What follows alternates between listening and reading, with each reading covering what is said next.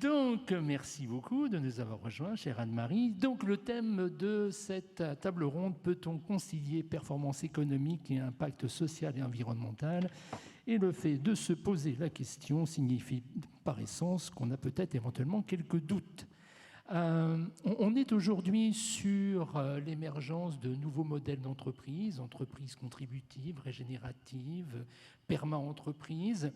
On a une évolution réglementaire européenne qui va dans le sens justement de la réconciliation de la performance économique, financière, sociale et environnementale. On est en train tout doucement de mettre en œuvre une approche peut-être de triple comptabilité des entreprises, environnementale, sociale et financière.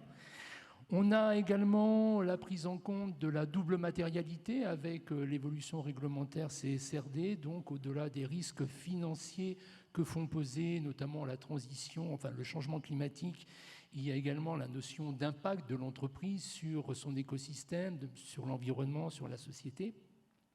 Et puis, on ne peut pas ne pas citer au sein du World Impact Summit la montée en puissance aussi de l'investissement à impact. Donc, dans un premier temps, je vais inviter chacun d'entre vous à se présenter brièvement. Qui êtes-vous, votre entreprise? Et puis, nous irons assez rapidement dans le vif du sujet. Chère Anne-Marie, voulez-vous bien vous présenter? Avec plaisir. Bonjour, chers messieurs. Bonjour à tous. Donc, je suis Anne-Marie de Couvreur. Je suis entrepreneur. Depuis à peu près 20 ans, j'ai créé le groupe Media Meeting, qui est le premier opérateur de radio d'entreprise en France, en 2004. Ensuite, nous avons racheté à nos confrères de Lagardère l'AFP Audio, qui produit des flashs d'information pour 230 radios en France. Et la famille vient de faire une petite sœur qui est arrivée il y a maintenant 1 an, RZN Radio, la première radio nationale 100% positive, a été autorisée à émettre par l'ARCOM et a vu le jour à Bordeaux. Le 12 octobre 2021, la France a maintenant une radio nationale 100% positive et elle est basée à Bordeaux. Vous en avez marre d'écouter des nouvelles catastrophistes, vous en avez marre des fake news, je pense que vous avez là une proposition tout à fait pertinente. On poursuit peut-être avec Antoine. Bonjour à tous et à toutes. Donc j'ai la chance d'avoir lancé avec quelques autres AXA Climate il y a 4 ans.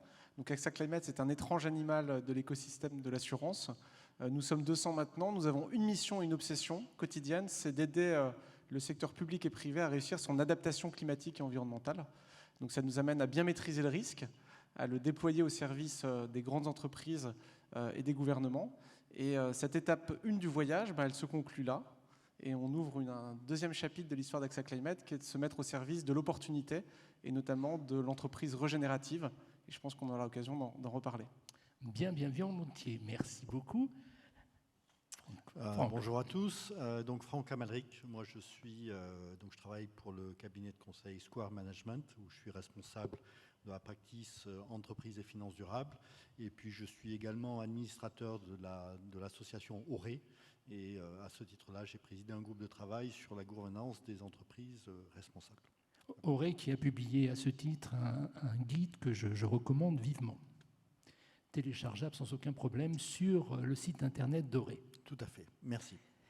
Alors, pour commencer, je vais vous demander à tous les trois de nous donner, en fonction de votre histoire, de votre vision, de vos valeurs, du projet que vous portez, votre appréciation du thème du jour. Peut-on concilier performance économique et impact social et environnemental? Anne-Marie, voulez-vous commencer?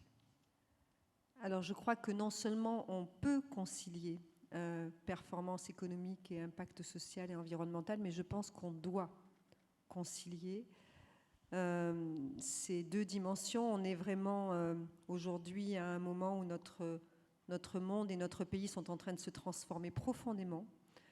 Et je pense qu'entreprendre ou diriger une entreprise en 2022, c'est vraiment construire un sens nouveau. Et ce sens ne peut plus être à l'évidence uniquement basé sur l'EBITDA. Une entreprise, aussi belle soit-elle, ne peut plus avoir simplement un sens capitaliste. Je pense que nous allons devoir tous ensemble réinventer le capitalisme, le tempérer, trouver un sens nouveau. et qu'effectivement, entreprendre ou diriger une maison, eh bien, c'est avoir l'opportunité de créer un sens nouveau dans une économie qui sera très probablement le terreau de l'évolution de ce pays. Moi, je suis persuadée que ça va commencer par les territoires, par les entreprises. D'ailleurs, on voit que ça commence partout, que véritablement le changement est à l'œuvre. Et donc, je crois que quand on a la chance de pouvoir diriger une organisation ou une entreprise en 2022, il est absolument déterminant de travailler chaque jour à créer un sens nouveau. Merci beaucoup. Franck ? Je ne sais pas s'il va y avoir beaucoup de désaccords autour de cette table ronde. Ce que ça a évoqué pour moi, puisque c'était ça la question, hein, qu'est-ce que ça a évoqué? La première chose que ça a évoqué, alors moi je viens du monde de la RSE, je viens du monde de l'investissement socialement responsable, et j'ai suivi ça sur les 20 derniers mois, sur les 20 derniers mois, pas 20 derniers mois, sur les 20 dernières années. Et quand on parle de performance économique et performance sociale et environnementale dans ce domaine-là, la première chose qui vient en tête, c'est les centaines, voire les milliers d'études qui ont été publiées et qui essayaient de montrer que les entreprises qui étaient en avance d'un point de vue environnemental ou en avance d'un point de vue social, en fait, allaient également surperformer en termes économiques. C'était l'idée de doing good, doing well is going to help you doing good, ou l'inverse plutôt. Et donc on essayait d'avoir des arguments qui étaient de dire si vous prenez bien soin de vos parties prenantes, si vous prenez bien soin de l'environnement, eh ben, vous allez trouver une surperformance économique parce que vos employés seront contents ou parce que vos clients vont acheter vos produits, vous allez pouvoir vous différencier, etc. Bon. Et ça a été, pourquoi est-ce que c'était cet argument, c'est presque un argument marketing qui était utilisé, que ce soit par les fonds ISR, hein, qui continuent à dire on surperforme, ou dans le conseil RSE évidemment. Pourquoi est-ce qu'on utilisait cet argument-là? C'était qu'on utilisait cet argument-là parce qu'on pensait que pour avoir un impact au sein des entreprises, c'était finalement le seul argument qui était entendable et qu'il n'était pas possible de challenger la doxa dominante, qui était de dire que l'entreprise, en tout cas les entreprises au moins cotées, les grandes entreprises, ne peuvent faire autre chose que d'essayer de maximiser leur valeur actionnariale. Et donc, on était obligé de s'insérer dans cette dynamique-là si jamais on voulait essayer d'avoir un impact. Bon. Je pense que ça, il faut passer au-delà de ça. Et il faut avoir l'envie, le courage, ou de dire non, ce n'est pas possible. Enfin, on n'aura jamais l'impact suffisant si on s'en tient à ça. Et en fait, cette doxa-là, ou cette idée-là que l'entreprise doit nécessairement maximiser sa valeur économique, on ne peut pas en dépasser.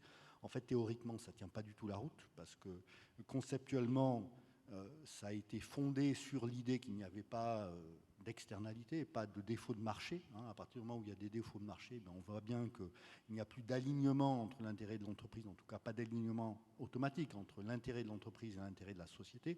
Donc à partir du moment où on reconnaît qu'il faut faire une transition écologique, c'est-à-dire qu'on reconnaît qu'il y a des externalités dans tous les sens, et ben on ne peut pas en même temps dire cela et dire en même temps que le but de l'entreprise premier, c'est de maximiser sa valeur actionnariale. Là, il y a une contradiction entre ces deux positions-là. Et puis, si on regarde ce que les entreprises sont en train de faire aujourd'hui, en fait, elles prennent des engagements pour lesquels le fameux business case est quand même très difficile à faire. Une entreprise qui s'engage sur une trajectoire net zéro sur les 25 prochaines années avec des objectifs intermédiaires, sinon ça n'a pas beaucoup de sens, c'est quand même très difficile de lui dire comment et pourquoi est-ce que ça va générer de la valeur actionnariale. Donc on voit bien que les entreprises prennent des engagements qui ne sont pas réductibles à « on va vous démontrer que c'est bien pour vous ». Sur le fameux passage de shareholder capitalism à stakeholder capitalism, il y a le concept clé de respect des parties prenantes. Et si on respecte les gens, on ne peut pas dire on vous respecte, mais uniquement si ça va bien pour la valeur actionnariale. Non, l'idée de respect, elle domine, elle ne peut pas être mise au service d'eux. Là aussi, il y a une contradiction de termes. On ne peut pas respecter des gens dans une logique instrumentale pour augmenter, etc. Donc je pense qu'à la fois pour des raisons théoriques et à la fois pour des raisons, si on regarde ce qui se passe au niveau des entreprises, on est en train d'évoluer vers quelque chose de différent, c'est-à-dire quelque chose où on reconnaît pleinement que toute entreprise doit poursuivre en même temps différents objectifs. Un objectif économique, évidemment, parce qu'il faut qu'elle vive, hein, sinon elle ne va pas avoir un apport positif sur la société, mais également un impact social positif et un impact social environnemental potentiellement pas trop négatif, possiblement régénératif et donc positif, et que donc l'entreprise va devoir apprendre, parce que ça, pour le moment, elles ne savent pas vraiment le faire, comment gérer ces différents objectifs, incommensurables les uns avec les autres, et qui vont nécessairement générer des injonctions contradictoires, puisque à partir du moment où on reconnaît cette diversité d'objectifs, ça veut dire qu'à un moment ou un autre, elle va devoir apprendre à prendre des décisions en reconnaissant cette diversité d'objectifs. On doit le faire, comme disait tout à l'heure Anne-Marie, mais en ayant pleinement conscience d'injections contradictoires qui vont faire que ça ne va pas être évident forcément tout de suite à mettre en œuvre. Votre vision, Antoine? Alors, la façon de faire du lien avec vous, c'est peut-être de vous expliquer de manière un peu égocentrée le chemin qu'on a parcouru à AXA Climate. Nous, il y a 4 ans, on s'est lancé tout feu tout flamme pour accompagner les boîtes dans la compréhension de l'ESG, de ce qu'il fallait faire en termes social, en termes environnemental. Et ça a été un magnifique succès qui nous a dépassé. On est devenu le leader de la formation en Europe sur ces sujets. On conseille énormément d'entreprises. Et en fait, on s'est pris une claque au bout de 4 ans parce qu'on s'est dit qu'on avait complètement manqué l'impact. Et que pour le coup, ce qui pouvait se comprendre et se lire comme une magnifique aventure intrapreneuriale et donc une réussite économique était un quasi-échec sur la partie impact. Et là où l'épiphanie, en tout cas moi, que j'ai eue et puis qu'on a eu collectivement chez AXA Climate, et puis il y a des gens qui nous ont rejoints et qui nous ont réveillés sur le sujet, c'était de dire en fait, in fine, si on ne rentre pas dans le dur des modèles économiques, on va nulle part. Alors, moi, j'ai 37 ans, j'ai fait une école de commerce, je pensais connaître les modèles économiques, je pensais être ajusté juste dans le diagnostic de ce qu'est un modèle économique. Et force est de constater que je me suis réveillé un matin en me disant que je connaissais pas grand-chose et qu'in fine, j'ai eu une épiphanie quand j'ai compris que tous nos modèles économiques n'étaient pas si compliqués que ça, de nos entreprises actuelles. C'était une logique de volume qui s'exprimait inexorablement. Donc je prends toujours l'exemple du distributeur de lave-linge. Ça va vous étonner, moi ça a été une vraie épiphanie.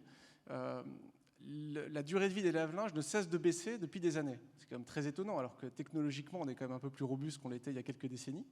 Et quand vous comprenez que derrière, il y a simplement une logique volumique qui s'applique et qu'elle est inéluctable et inexorable, c'est très surprenant.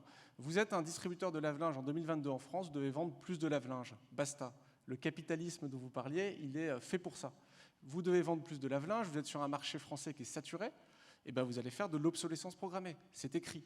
Vous voulez vendre plus de lave-linge, ben vous allez faire en sorte que le lave-linge ne soit pas réparable. Et donc vous allez nouer les pièces de manière à les rendre non opérables, non interopérables et finalement difficilement réparables. Et donc en fait, quand vous prenez cette paire de lunettes, en comprenant cette logique volumique à l'œuvre, en fait vous avez tout d'un coup une réalité économique très différente. Vous comprenez que tous les modèles économiques fonctionnent au volume. Un assureur fonctionne au volume, un investisseur fonctionne au volume. Et le problème du volume, c'est que ça détruit fondamentalement la planète, puisque ça consomme toujours plus de matière et d'énergie. Et donc la petite lumière qu'on a trouvée, en tout cas nous, qui nous fait vivre et qui va nous faire vivre, c'est ce modèle économique régénératif, qui est le contre-pied de cette logique volumique, et sur lequel j'espère on aura le loisir d'en dire quelques mots. On va s'y employer. Alors, pour poursuivre, peut-être là pour nous acculturer un petit peu, Anne-Marie, vous présidez une entreprise de médias à impact positif. Pourriez-vous, d'un mot, nous parler un petit peu du contexte un peu particulier finalement dans lequel vous avez pu obtenir ce droit à émettre et ce qu'il faut en penser? Est-ce que c'est finalement une excellente nouvelle de la prise en compte de l'impact par l'organisation publique en charge de délivrer les droits d'émettre? Oui, d'abord la naissance d'Airzen, c'est un événement historique. Il n'y a pas eu de nouvelle radio en France depuis 25 ans. Parce que créer une radio ou une télévision en France, c'est une activité réglementée par l'État, et donc nous nous répartissons les fréquences avec nos confrères de l'armée, de la gendarmerie, etc. Nous partageons un patrimoine de fréquences publiques commun. Donc on ne fait pas n'importe quoi, ce qui paraît assez naturel. Donc même si on a envie de créer une radio en France, on ne peut pas le faire, en tout cas une radio hertzienne, si l'État ne nous a pas autorisés. Donc depuis 25 ans, il n'y avait pas de nouvelle radio en France, tout simplement parce que la FM, qui est une technologie ancienne, eh bien, était saturé au niveau des bandes de fréquences nationales. Et le CSA a lancé donc en 2018 un appel à candidature historique pour proposer donc que la technologie FM évolue et devienne une technologie numérique hertzienne, ce qu'on appelle la RNT, la radio numérique terrestre, comme il y a eu la TNT il y a une douzaine d'années qui nous a amené 11 chaînes complémentaires. Donc en 2018, le CSA dit ce serait vraiment important de lancer le DAB en France, la RNT. Nous candidatons. Et quand on candidate sur ce genre de projet et qu'on est une PME du Sud-Ouest, on se dit que va-t-on pouvoir apporter de nouveau au paysage audiovisuel français? Et donc nous avons réfléchi et véritablement, alors mon associé Frédéric Courtine, que je salue, m'a dit « Je te connais, ne t'emballe pas. Il y a très peu de chances pour que nous soyons autorisés à émettre. La bataille va faire rage parce qu'il y avait une place pour un nouvel opérateur national en France. Et il y avait donc 44 dossiers déposés auprès de l'instance régulatrice. Je vous précise qu'en France, on a, parmi toutes les chances que l'on a, on a une chance incroyable, c'est que les fréquences radio et TV sont données gratuitement sur la base de la qualité des dossiers, alors que dans la plupart du pays du monde et pas mal en Europe aussi, elles sont vendues aux enchères. Donc on a encore la chance de pouvoir obtenir des fréquences radio et TV gratuites qui constituent immédiatement un actif très important pour la société à laquelle elles sont concédées. Donc Frédéric me dit très prudemment, ne t'emballe pas, je te connais, nous avons très peu de chances d'aboutir, nous déposons notre dossier en se disant qu'est-ce qu'on va proposer de nouveau aux Français. Et donc nous proposons vraiment 3 singularités qui sont aujourd'hui les singularités d'ailleurs que le président de l'ARCOM décrivait il y a une semaine à Bordeaux, qui caractérisent RZN. D'abord, dans un pays qui décline plutôt le journalisme neutre à négatif, nous avons importé en France le journalisme de solution qui a été développé en Europe du Nord depuis à peu près 25-30 ans. Donc, nous avons pris tous les concepts du journalisme de solution et nous les avons apportés sur une radio nationale en France. Ça n'existait pas jusqu'à ce jour. Alors, journalisme de solution, c'est assez simple. Vous envisagez un sujet, sa problématique, et si vous n'avez aucune solution à proposer aux Français, vous n'en parlez pas, parce que ce n'est peut-être pas la peine de rajouter de l'anxiété à l'anxiété. Par contre, si on a une solution identifiée, eh bien on aborde ce sujet et on présente sa solution. Ce n'est pas de l'angélisme, on n'accorde pas des fréquences d'état pour faire de l'angélisme, c'est une posture journalistique qui dit que quand nous avons quelque chose d'intéressant à proposer, nous le proposons. Donc, première singularité, nous avons une rédaction et le directeur d'antenne est là, Roland est là, je le salue, qui est entièrement constitué en journalisme de solution et c'est un exercice qui n'est pas facile d'un point de vue éditorial. Deuxième chose, on parlait de business model à l'instant, nous sommes en train de secouer un peu le business model de la radio en France, comme vous. Et donc, le business model historique de la radio en France, c'est la publicité, sauf que les Français en ont assez de la publicité. Toutes les études le disent. On en est à 14 minutes de pub par heure en radio en France et parfois on va un petit peu vers 18 minutes en période de Noël. Et 7,2 millions de Français ont déclaré l'été dernier qu'ils ne voulaient plus consommer de médias parce qu'ils n'en pouvaient plus de la publicité.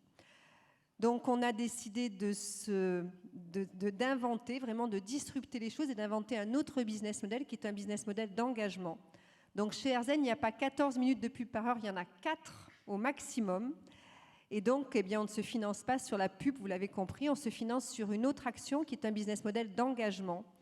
Et donc, on propose à des entreprises qui veulent s'engager sur des thèmes de RSE, d'engagement, de médias positifs, de pédagogie, de véritablement faire chez nous, avec nous, une pédagogie de marque pour expliquer leur singularité, leurs différences, etc. Et ça, ce n'est pas du spot de 30 secondes.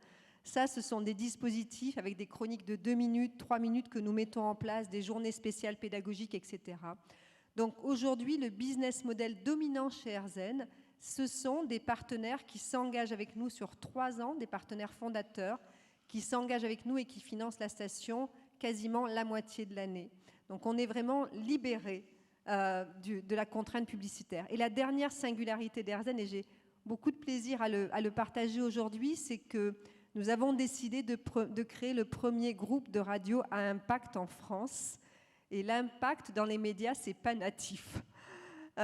Et donc, nous sommes en train de transformer ce groupe en, bien sûr, une entreprise à mission. Nous allons passer de l'émission à la mission, comme je dis en plaisantant à mes confrères.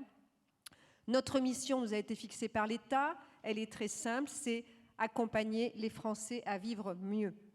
Et donc nous allons évoluer dans cette mission et nous sommes en train véritablement de bâtir un groupe, le premier groupe de radio à impact en France, en société à mission, en le finançant avec des fonds à impact. Et donc c'est un des grands fonds à impact européens qui va rentrer chez RZN dans les jours qui viennent. On est véritablement en train d'écrire, je crois, tous ensemble, une nouvelle page de l'audiovisuel. Ça veut dire qu'en fait, on va rendre compte, bien sûr, de notre performance financière. On n'est pas une association d'intérêt général. On va rendre compte de nos audiences, bien sûr, en médias, c'est normal. Et on va rendre compte également de notre impact social aux régulateurs, à l'ARCOM, à nos actionnaires, bien sûr, et aussi aux Français. Pour la première fois en France, un média national va rendre compte de son impact social. Et pour ne rien vous cacher, ça me paraît le minimum quand on sait que l'on nous a concédé des fréquences publiques, que de savoir ce que l'on en fait et d'en faire un usage social et non seulement capitaliste. Mais bravo.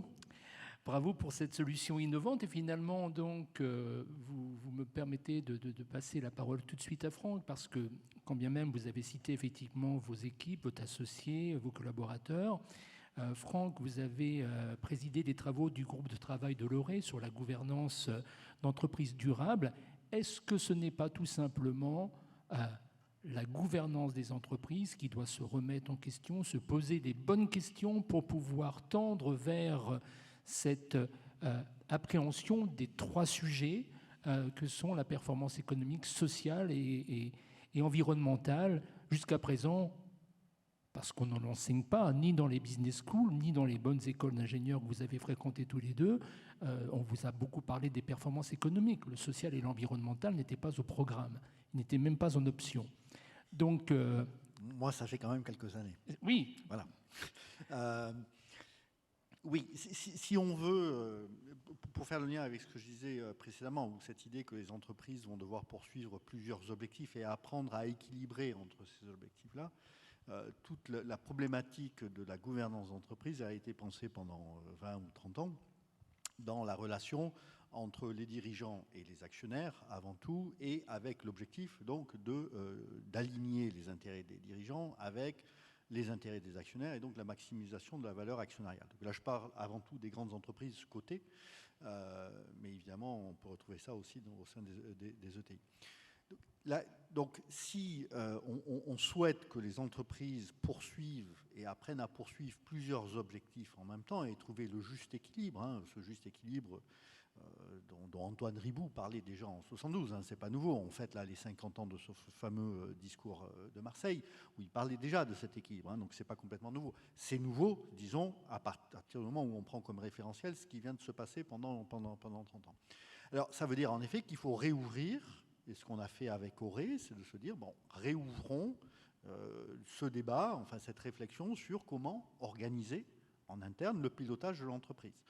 Comment penser la constitution du conseil d'administration, comment penser le comité exécutif, est-ce qu'il faut différents comités qui s'adressent à ces questions-là? Il faut repenser également les compétences qui sont représentées. Il y a tout un débat sur, par exemple, la formation des administrateurs aux problématiques climat. Si on veut que les administrateurs puissent contrôler ce que fait la direction sur une stratégie climat et comprendre les enjeux et trouver les justes équilibres, il faut évidemment qu'il y ait également des compétences au sein du conseil d'administration sur ces sujets-là. Donc il y a tout un tas de sujets-là. Et puis après, on peut décliner comment sont prises les grandes décisions stratégiques de l'entreprise, sur la base de quel type d'informations. Est-ce que, par exemple, quand des décisions d'investissement sont prises, est-ce qu'on prend en compte, j'en reviens toujours au carbone, mais on peut prendre d'autres exemples environnementaux, mais est-ce qu'on applique, par exemple, un prix au carbone? Est-ce qu'on va mesurer le coût carbone des conséquences de ça? Est-ce qu'on va prendre en compte différents scénarios, puisqu'on sait qu'aujourd'hui, on ne peut penser le futur que par rapport à une multiplicité de scénarios. Le futur est devenu excessivement incertain, et donc, comme le recommande d'ailleurs la Task Force sur le risque climatique, TCFD, dit chaque fois que vous prenez les grandes décisions stratégiques, vous devez vous appuyer sur une multiplicité de scénarios. Bon. Donc, est-ce que ça, c'est fait? Donc, il y a tout un tas d'éléments. Et puis après, on va descendre évidemment au niveau du cœur de l'entreprise, les organisations. Quels sont les signaux qui sont donnés aux différents collaborateurs? Est-ce que cette multiplicité d'objectifs informe ce que les collaborateurs doivent faire? Et sans oublier évidemment la question de la rémunération qu'on a traitée dans le rapport comme un chapitre spécifique. On voit émerger de plus en plus de grands dirigeants aujourd'hui ont une rémunération, notamment la partie variable, qui va être indexée sur des critères soi-disant, spécifiquement ESG. Évidemment, se pose la question, quelle est la part de la rémunération variable qui est indexée sur ESG? On sait que si tout ce qui est en dessous de 20%, en gros, ça ne sert pas à grand-chose. Donc, il faut quand même monter à un niveau assez élevé pour que ça ait un impact sur les comportements. Et ensuite, il faut évidemment regarder quels sont les indicateurs qui sont utilisés pour ce faire. Donc, ça ouvre tout un champ de réflexion nouvelle qui reste en gros à explorer et où on a quelques exemples, mais c'est encore très difficile de les appeler bonnes pratiques puisqu'il y a très peu de recul sur ces sujets-là, mais l'idée que ça ouvre un champ d'exploration très importante sur cette question de comment piloter une entreprise quand on a plusieurs objectifs en ligne de mire. Alors, Antoine, justement, parmi ces champs du possible, est-ce que le modèle de l'entreprise régénérative est celui qui va permettre de répondre à cette curieuse équation, mais qu'il faut mettre en œuvre quoi qu'il arrive? Alors, notre conviction, c'est que la réponse est oui. Alors après, qu'est-ce que l'entreprise régénérative? J'ai décrit le modèle volumique de nos entreprises actuelles. Fondamentalement, je suis désolé, je suis obligé de faire un peu le café du commerce de l'histoire des idées, mais cette entreprise volumique, elle est le nom de quoi? Elle est le nom d'une déconnexion de l'entreprise à son environnement et au vivant. Et l'entreprise, parce que drivée par le volume, est arrivée à se déconnecter petit à petit, comme on l'a fait les uns et les autres, des écosystèmes vivants, qu'ils soient sociaux ou naturels, du territoire.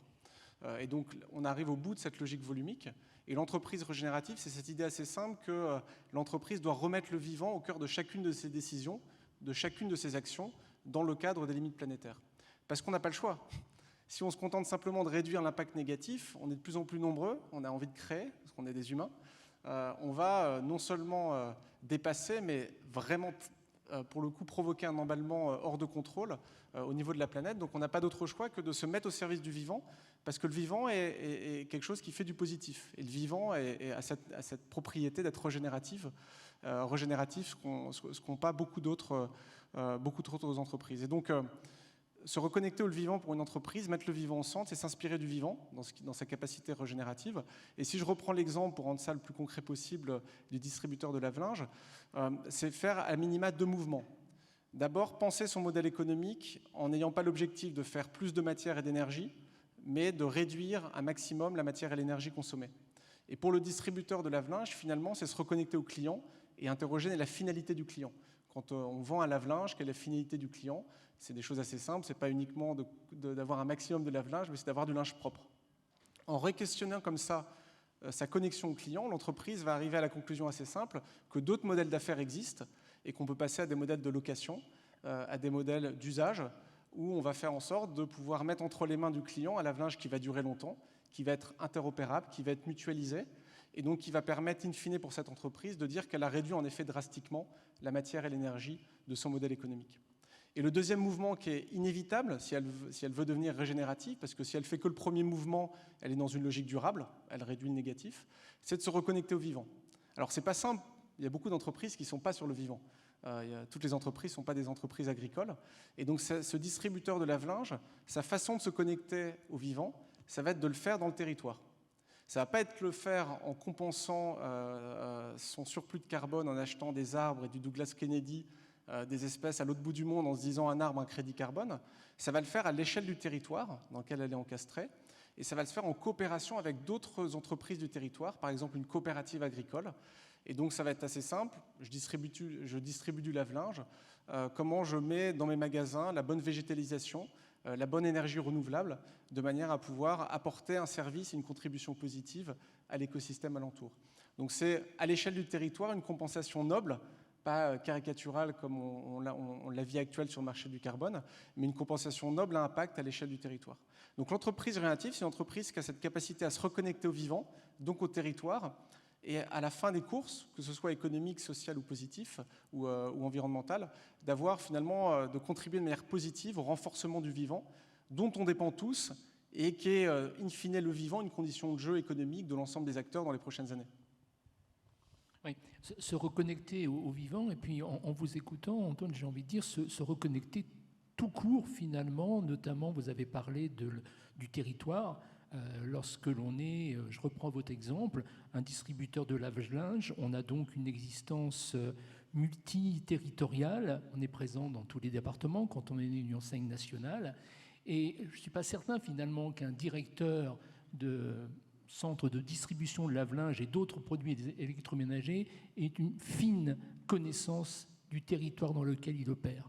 Donc là, vous êtes en train de suggérer finalement une reconnexion à tout l'écosystème, et ça va bien au-delà finalement, ça englobe les parties prenantes, ça englobe le vivant comme vous l'avez évoqué.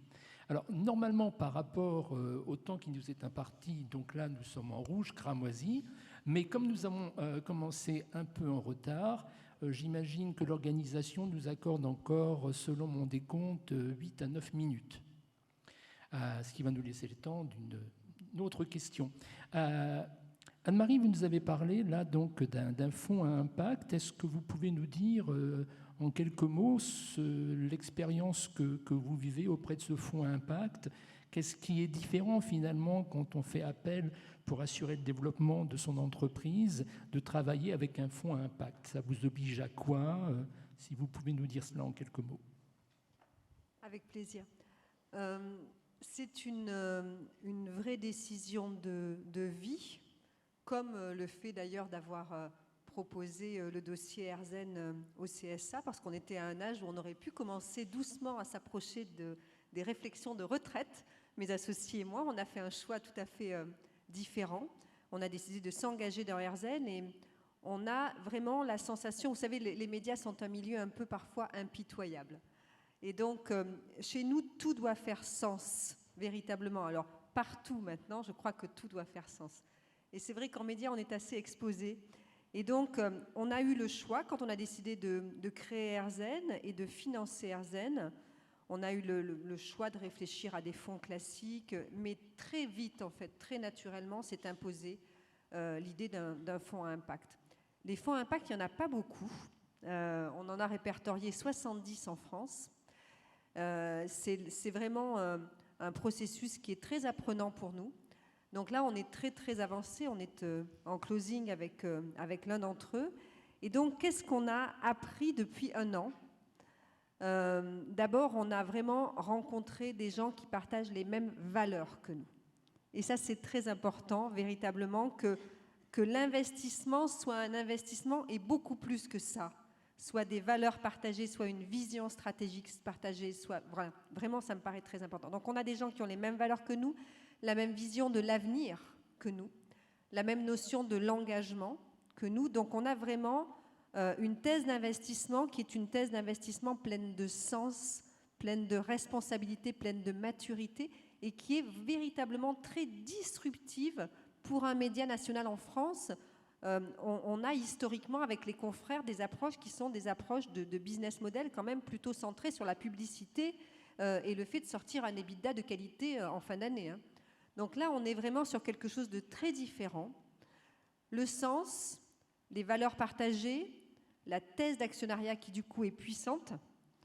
Et on se retrouve à regarder la structure de nos programmes et en définissant nos KPI, nos indicateurs d'impact, à regarder quelle est la quantité de programmes qu'on va produire en 2023 pour les personnes des quartiers difficiles, pour les personnes âgées, pour les chômeurs, pour les familles isolées. Et donc tout ça va être véritablement intégré dans la structure d'antenne d'Erzen. Et donc Erzen va produire du programme de qualité pour ces 4 verticales, mieux être, mieux consommer, mieux agir, mieux travailler.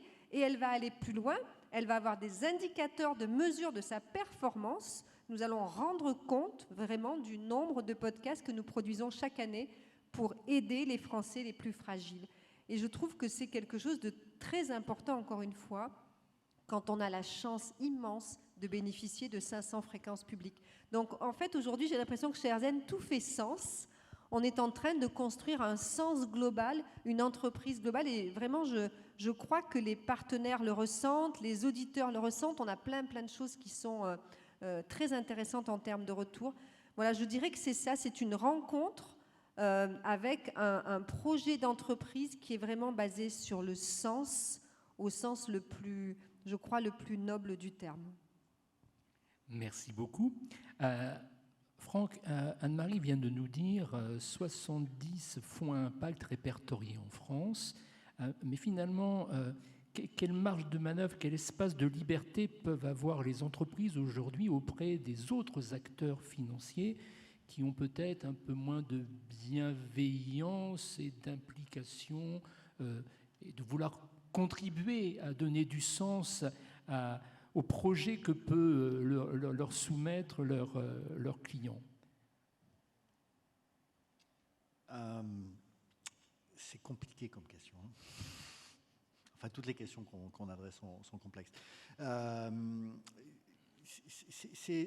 Je trouve très complexe quand on regarde la pression, les grandes entreprises, encore une fois, qui sont cotées, la pression qu'elles ont, évidemment, pour générer de la performance économique, financière, la plus classique qui soit. Évidemment, les règles du jeu, c'est encore beaucoup cela. Et se pose non seulement concrètement la question, est-ce que les dirigeants qui vont mettre en place, par exemple, une stratégie d'entreprise, sans changer complètement le modèle économique. Je pense que changer complètement le modèle économique, c'est en fait partir sur une autre route, c'est de promettre quelque chose de différent et on n'embarque pas les investisseurs. Mais ce serait plutôt une entreprise qui est, sans complètement changer son modèle économique, qui va peut-être reconsidérer un certain nombre d'actions. Il y a par exemple, juste pour donner une idée, je discutais assez récemment avec la directrice Impact d'EDF et qui me donnait cet exemple de la hauteur d'un barrage. Bon. Et la question, c'était pas de savoir est-ce qu'on va construire un barrage ou non, parce que ça, il n'y avait pas trop de questions, mais c'était la hauteur en fait. Et si le barrage il était à hauteur, disons, de 30 mètres, eh ben, on arrivait à préserver une certaine biodiversité, etc. Et si on le construisait à 50 mètres, et on détruisait, enfin, on avait un impact négatif. Donc l'équilibre entre le rendement économique, le rendement environnemental, le rendement social également, bah là, c'est pas est-ce qu'on construit le barrage ou non, mais c'est plutôt est-ce qu'on le construit à 30 mètres ou est-ce qu'on va jusqu'à 50 mètres. Et le rendement financier ou économique est évidemment de le faire à 50 mètres. Hein. Et donc, comment est-ce qu'on arrive à faire en sorte que l'ensemble des parties prenantes, dont les actionnaires, se contentent d'un barrage à 30 mètres et de les convaincre de ça, avec le risque tout à fait clair que les dirigeants soient remerciés pour mettre en place des dirigeants qui vont avoir une vision d'optimisation, etc. Donc on est dans une compétition pour le contrôle de ces entreprises, et à partir du moment où une entreprise ne va pas essayer d'avoir le rendement le plus élevé, eh ben, elle risque de perdre le contrôle de stratégie. Et donc, est-ce qu'il y a une chose? Je pense qu'il y a de plus en plus de la part des investisseurs institutionnels quelque chose qui se joue, qui se dit si on détruit complètement les bases de notre société environnementale, par exemple, tout le monde va être perdant. Bon.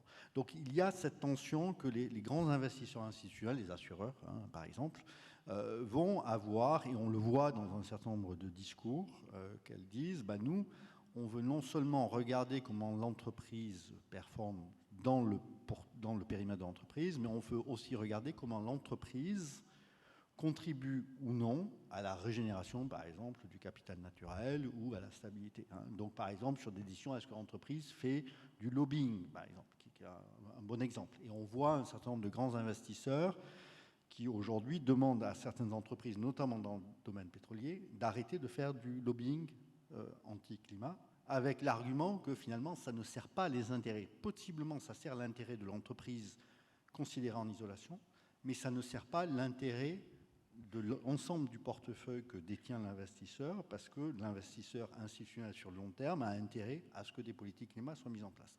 Et donc ça, c'est ce type de raisonnement, je pense, qui crée l'espace pour avoir une sorte de partenariat entre des investisseurs institutionnels sur le long terme et des entreprises, pour que cette entreprise, justement, contribue à défendre le socle sur lequel toute l'économie fonctionne et qui est quand même dans l'intérêt bien compris de l'investisseur sur le long terme. Là, je parle évidemment d'investisseurs institutionnels qui ont un horizon temporel très long, 30, 40, 50 ans.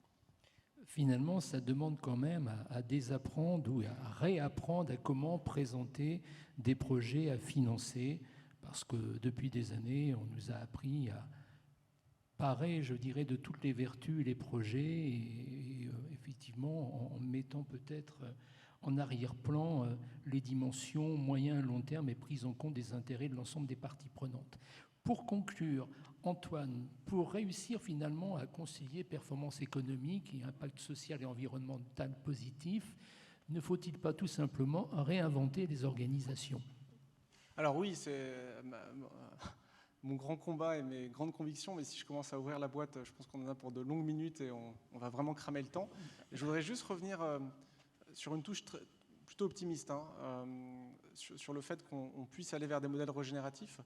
Le pari optimiste, en tout cas, qui est le nôtre chez AXA Climate, c'est de dire que fondamentalement, la réalité des limites planétaires va arriver, va s'imposer, qu'on a juste un long éveil de conscience sur le sujet, à plein de niveaux, qu'on a commencé par le carbone, on commence à se rendre compte que derrière le carbone, il y a la biodiversité, on va se rendre compte qu'il y a l'azote, et petit à petit, on va détricoter, et on va se rendre compte collectivement qu'il y a 9 grandes limites qui sont en jeu, et qui parlent entre elles. Donc on va avoir un choc de complexité, et nous, on fait le pari que ce choc et cette épiphanie, elle sera collective. Et donc, de fait, les modèles économiques vont devoir changer. Sinon, tout simplement, en fait, il y a un risque d'extinction pour l'espèce à un terme assez moyen et long. Partant de ça, je pense que moi, je vois vraiment un éveil de conscience progressif par cascade.